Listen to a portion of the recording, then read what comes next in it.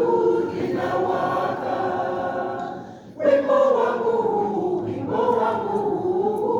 ufikie chanzo cha uzima usio na mwisho, kwenye safari ya maisha na